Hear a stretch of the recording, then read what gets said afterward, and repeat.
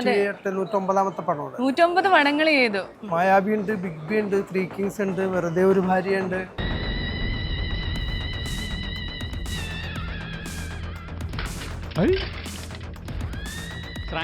ഒരു സർബത്ത് കുടിച്ചിട്ട് പോവാ. എന്റെ പൊന്നോ വേണ്ട.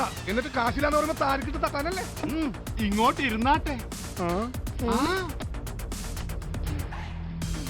ബിനെ കുറിച്ച് പറയുന്നുണ്ടെങ്കിൽ എന്നെ ശരിക്കും അതിനകത്ത് സെലക്ട് ചെയ്യുന്ന മമ്മൂക്കയാണ്.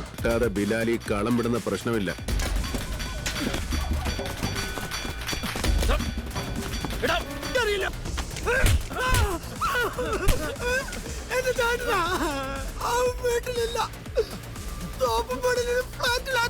കാരണം നമ്മൾ ഒരുപാട് പടം ചെയ്യണ്ട, ചെയ്ത പടങ്ങളിൽ നമ്മൾ തിരിച്ചറിയാന്നുള്ളതാണ്. ചുവന്ന സ്വിച്ച് കാണുന്നുണ്ടോ? ഈ സ്വിച്ചിന്റെ കാര്യമാണ്. അതൊരിക്കലും അമർത്താൻ പാടില്ലായിരുന്നു. നമ്മളിവിടെ ഉണ്ടായിരുന്നു എന്നുള്ളൊരു സൈനിങ്, അത് മാത്രമേ ഉള്ളൂ നമുക്ക്. 109 പടം ചെയ്തു. 108 109 പടമാണ്. 109 പടങ്ങൾ ചെയ്തു. ചെറുതും വലുതും. അതിന് ഞാൻ പറയുന്നത് ഒരു സീനും അര സീനും ഒക്കെ ആയിട്ട് ഉണ്ട്. എന്നാലും നമ്മൾ ഉണ്ടല്ലോ സജീവായിട്ടല്ലേ? ദയവായിട്ടുണ്ട്. അപ്പൊ ഏതൊക്കെ സിനിമകളാ ശ്രദ്ധിക്കപ്പെട്ടതായിട്ട് തോന്നിയിട്ടുള്ളത്? ശ്രദ്ധിക്കപ്പെട്ട പടം കുറേ ഉണ്ട്. മായാവി ഉണ്ട്, ബിഗ് ബി ഉണ്ട്, ത്രീ കിങ്സ് ഉണ്ട്, വെറുതെ ഒരു ഭാര്യ ഉണ്ട്, ഞാൻ മാത്രം അഭിനയിച്ചൊരു പടമുണ്ട്, ഒരാൾ മാത്രമുള്ള 18+ എന്നുള്ള പടം. അങ്ങനെ കുറേ പടങ്ങളുണ്ട്.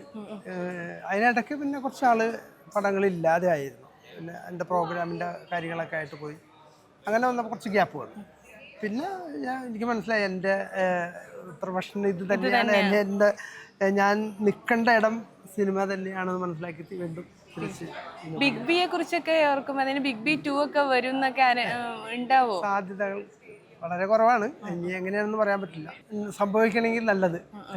ബിഗ് ബിയെ കുറിച്ചുള്ള ഒരു ഓർമ്മ പറയുവാണെങ്കിൽ, ബിഗ് ബിനെ കുറിച്ച് പറയുന്നുണ്ടെങ്കിൽ എന്നെ ശരിക്കും അതിനകത്ത് സെലക്ട് ചെയ്യുന്ന മമ്മൂക്കയാണ്. ഉള്ള സീൻ വളരെ കുറച്ചുള്ളൂ, ഒറ്റ സീനേ ഉള്ളൂ.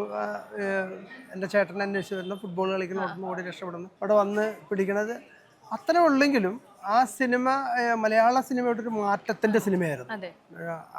ആ സിനിമ അതുകൊണ്ട് തന്നെ ഇന്നും യൂത്ത് എവിടെ വെച്ച് കാണുമ്പോഴും ചോദിക്കുന്നത് ബിഗ് ബിയിലെ ചേട്ടനല്ലേ എന്നാണ് ചോദിക്കുന്നത്. അതെനിക്ക് ഭയങ്കര ഗിഫ്റ്റാണ്. കാരണം നമ്മൾ ഒരുപാട് പടം ചെയ്യണ്ട, ചെയ്ത പടങ്ങളിൽ നമ്മൾ തിരിച്ചറിയാന്നുള്ളതാണ്. കാരണം നമ്മൾ മരിക്കുമ്പോൾ നമ്മളിവിടെ ഉണ്ടായിരുന്നു എന്നുള്ളൊരു സൈനിങ്, അത് മാത്രമേ ഉള്ളൂ നമുക്ക് നമ്മളുണ്ടാക്കുന്നൊരു സമ്പാദ്യം എന്ന് പറയുന്നത്. ബാക്കിയൊക്കെ നമ്മളിവിടെ ഇട്ടിട്ട് പോകും. പക്ഷെ ഇത് നമ്മളിവിടെ കിടക്കും. അതെൻ്റെ വളരെ ചെറുപ്പം മുതലേ ഉള്ളൊരു പ്രയറാണ്. ഞാൻ ഭൂമിയിൽ ജീവിച്ചിരുന്നു എന്നുള്ളൊരു തെളിവ് അതിവിടെ ഉണ്ടാവണം എന്നുള്ളത്. അതിന് തമ്പുരാൻ എനിക്ക് കുറച്ച് പടങ്ങൾ തന്നിട്ടുള്ളെങ്കിലും ഇപ്പം മായാവി ആയാലും ബിഗ് ബി ആയാലും ത്രീ കിങ്സ് ആയാലും ചെറിയ കുട്ടികൾ മുതൽ വലിയ ആളുകൾ വരെ ഓർത്തിരിക്കുന്ന പടങ്ങളുണ്ട്. ഇനിയും തമ്പുരാൻ തരട്ടെ. അതിന് നിങ്ങളെല്ലാവരുടെയും ഈ ഓഡിയൻസിൻ്റെയും എല്ലാവരുടെയും പ്രാർത്ഥന ഉണ്ടെങ്കിലേ നടക്കുള്ളൂ. എൻ്റെ മാത്രം കഴിവല്ല. മമ്മൂക്ക എങ്ങനെയാ കണ്ടെത്തിയേ? മമ്മൂക്ക ശരിക്കും ഞാൻ മമ്മൂക്കയുടെ കൂടെ വേറെ പടങ്ങൾ ചെയ്തിട്ടുണ്ടായിരുന്നു. മായാവി ചെയ്തിട്ടുണ്ടായിരുന്നു, രാപ്പകൽ എന്ന് പറഞ്ഞ പടം ചെയ്തിട്ടുണ്ടായിരുന്നു. അപ്പം അങ്ങനെ അറിയാം. മമ്മൂക്കക്ക് ഒരു ആരോഗ്യസ്ഥിതിയുടെയൊക്കെ ഒന്നും ഭയങ്കര വിഷമം ഉണ്ട്. പിന്നെ അയ്യോ, അത് എത്ര നാൾ നമ്മൾ ഉള്ള അത്രയും നാൾ ആ മനുഷ്യൻ ഉണ്ടാവണം എന്ന് ആഗ്രഹിക്കുന്ന പ്രയർ ചെയ്യുന്ന ഒരാളാണ്. കാരണം എല്ലാവർക്കും ഒരുപോലെ സഹായങ്ങൾ ചെയ്യുന്ന, കണ്ടറിഞ്ഞ് ചെയ്യുന്ന ഒരാളാണ്. അത് നമുക്ക് ആ മനുഷ്യനായിട്ട് കൂടുതൽ അടുത്ത് കഴിയുമ്പോഴേ മനസ്സിലാവുള്ളൂ ആ മനുഷ്യൻ എന്താ. പുറത്ത് വെക്കുന്ന എല്ലാവർക്കും ഭയങ്കര പേടിയാണ്. അത് എനിക്ക് മനസ്സിലായിട്ടുള്ളത് അങ്ങനെയാണ്. രവീന്ദ്ര മാഷായാലും ലോഹി സാറായാലും മമ്മൂക്ക ആയാലും ഇവരൊക്കെ അകന്ന് നിൽക്കുമ്പോൾ ഭയങ്കര വലിയ പ്രശ്നക്കാരാണ്, കുഴപ്പക്കാരായിരിക്കും എന്നുള്ളതാണ്. പക്ഷെ ശരിക്കും അവരായിട്ട് അടുത്ത് അറിയുമ്പോഴാണ് അത്രേ ഉള്ളൂ. അത്രയും സംഭവമുള്ളൂ. ഉള്ളത് മുഖത്തോക്കി പറയും, അത് പിന്നീടത്തേക്ക് വെക്കൊന്നുമില്ല, അപ്പം തന്നെ പറഞ്ഞു തീർക്കും. ഇവരൊക്കെ അങ്ങനത്തെയാണ്. അന്നത്തെ ആ കലാകാരന്മാർ, ആ സമയത്ത് വന്നിരിക്കുന്ന ലെജൻഡുകൾ കംപ്ലീറ്റ് അങ്ങനെ തന്നെയാണ്. നല്ല മനസ്സിൻ്റെ ഉടമകളാണ്. അതുകൊണ്ടാണ് ഇന്നും അവരങ്ങനെ തന്നെ നിൽക്കുന്നത്. അരൂപി പുതിയ സിനിമയാണ്. അരൂപിയെ കുറിച്ച് എന്താ പറയാനുള്ളത്? അരൂപി എൻ്റെ ഡയറക്ടർ ആണ്. എനിക്ക് നല്ല പരിചയമുണ്ട്. ഞങ്ങൾ സ്റ്റേഡിയത്തിൽ വെച്ച് പരിചയപ്പെട്ടാണ്. പക്ഷേ കുറേ നാളുകൾ കൊണ്ട് ഇങ്ങനെ പറയുന്നു, സിനിമ ചെയ്യുന്നുണ്ടെങ്കിൽ ചേട്ടന് നല്ലൊരു വേഷം ഉണ്ടായിരിക്കും എന്ന് പറഞ്ഞ് നല്ലൊരു വേഷം പറഞ്ഞു വെച്ചിരിക്കുന്നു. അങ്ങനെ നല്ല വേഷമാണോ?